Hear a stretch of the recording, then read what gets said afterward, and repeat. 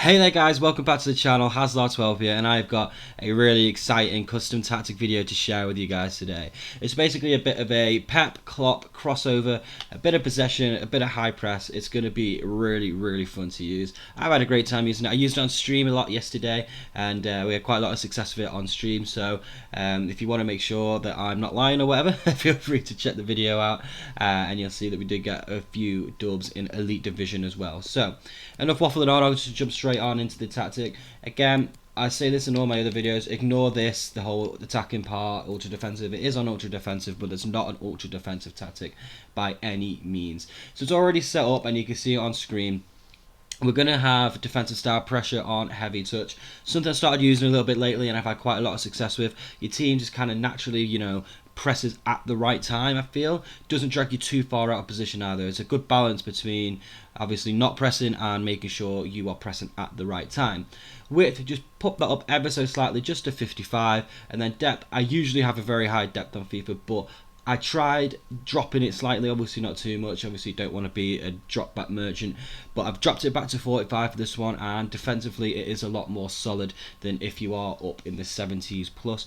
Still think that's a really good way to play, and if you want to give it a go, feel free. Just personally for this tactic itself, I found 45 to be the best balance. Speaking of balance, that's going to be our build-up play and just standard stuff. But chance creation is possession. Now, I've said in the past, I'm not convinced, I'm not sold on possession, but having used it quite a lot in tandem with this tactic and formation, it has been an absolute treat. It's worked really well. The key is, like it is with any tactic really in any way in FIFA, is just being patient and making sure that you're making your players do manual runs off the ball with L1 or R1. But yeah, possession works really well, especially against opponents that you're better than. You just, pass people to death. It's a really effective way of playing. And then the offensive whip, I've just dropped it ever so slightly, just to 45. It doesn't make the world of difference if it's 45, 50, it's just something I've found to be a little bit more beneficial. Players in the box, I'll just leave that on 5. Again, you'll see from the formation itself and the instructions you're going to be having, your instructions telling your players where to be anyway. You don't really need that many players in the box, apart from obviously your strikers. Corners too, I do know that there's obviously the corner glitch where if you drop it down to 1 and whip it into the back post. I don't really want to exploit that personally, but if you want to, then feel free, I don't care. And then free kicks just on 1. The formation itself then is one that I haven't seen a lot of people use this year, but I am really enjoying it. It's the 4-1-3-2.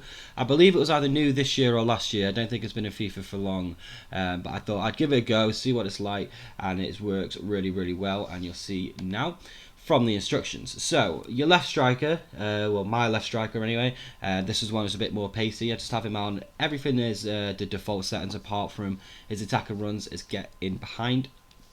And then the other striker, Baggio for me, I have him as a false 9. It works really well, him dropping in between the defensive and midfield lines, with my other striker, Bantam, making those runs in behind as well. It's really effective, and something that you can exploit with your centre mid, who is just going to be everything balanced and cover centre. Now that works really well with the false 9 because there's never more than 10 to 15 yards gap between them, so it links the play up really well. So your CDM, their instructions are going to be obviously cut passing lane, stay back while attacking and cover centre. Now he's obviously going to be the link up play from your 2 centre backs, who I don't change, and then he's going to link the play up to the centre mid, who's going to link the play up to the false 9, who's hopefully going to find the striker on getting behind. You can see it all coming together. It works really well. I've obviously got some clips at the end of the video to hopefully show that. And then the 2 wingers are both the same. Everything default settings apart from their chance creation. I'll just have them as cut inside. I just feel like it works quite well with this. I did try stay wide, and I was having less success getting them into the game. What I find is I kind of overload the middle a little bit. So you've got your you've got your centre mid, your false 9 in the middle, and then you've got your 2 wingers cutting inside as well. So you've got 4 players in the middle with 1 sitting just behind, and then you'll hopefully your left striker or whoever you have is your right striker, doesn't really make a difference, making those runs in behind as well. Trying to overwhelm the defence a little bit by making sure you've got as many bodies as possible in the middle of the pitch. The 2 fullbacks, again, I just leave them on the default settings. It's pretty basic in terms of instructions, nothing major going on.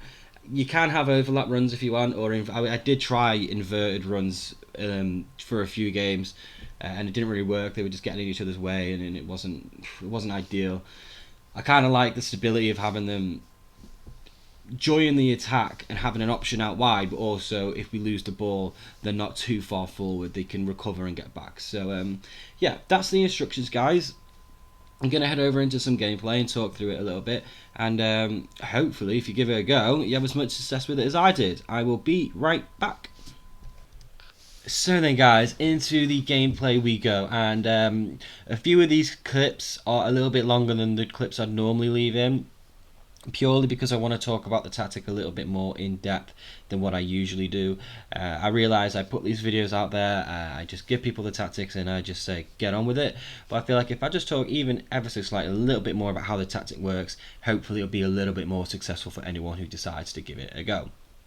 So the first thing I have to say about this tactic is that if you are going to use it, you need to make sure that you're still manually pressing L1 and R1 to get your players making runs off the ball.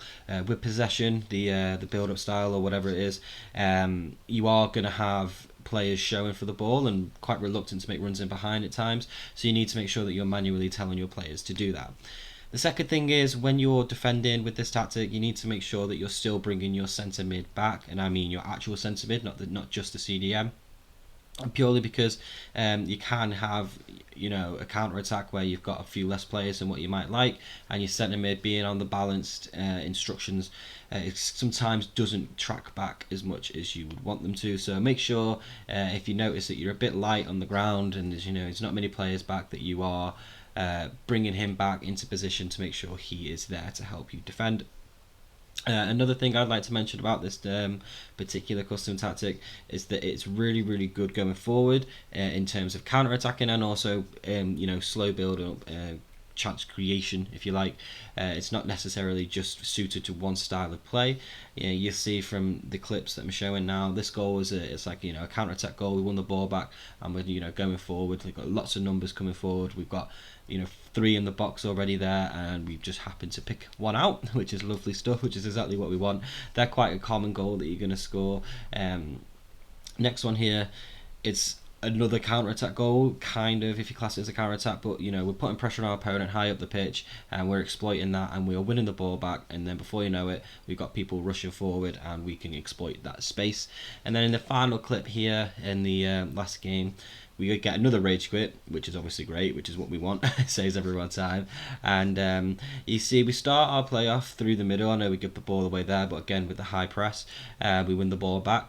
But we start off in the middle and we exploit the middle. We got our players cutting inside, so we've got as many people as possible running forward into our opponent's box to make it as difficult as possible. But that's everything, guys. Thank you so much for watching. I do appreciate it. Please do drop a like and subscribe, and I will be sure to catch you next time.